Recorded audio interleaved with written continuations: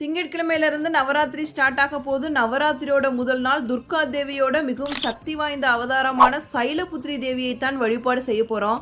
சைலபுத்ரி தேவினா வேற யாரும் கிடையாது, பார்வதி தேவி தான். நார்த்தில் சைலபுத்ரி தேவியாக வழிபாடு செய்வாங்க. அதே மாதிரி சவுத்தில் நம்ம வழிபாடு செய்ய வேண்டிய அம்பாளோட பெயர் உமா மகேஸ்வரி. நவராத்திரியோட முதல் நாளுக்கான கலர் வெள்ளை. அம்பாளுக்கு சமர்ப்பிக்கப்பட வேண்டிய மலர் மல்லிகை. நைவேத்தியம் வெண்பொங்கல், சுண்டல், ராகம், தோடி, கோலம், பொட்டு வகை கோலம். சைலம்னா மலை, புத்ரினா மகள்.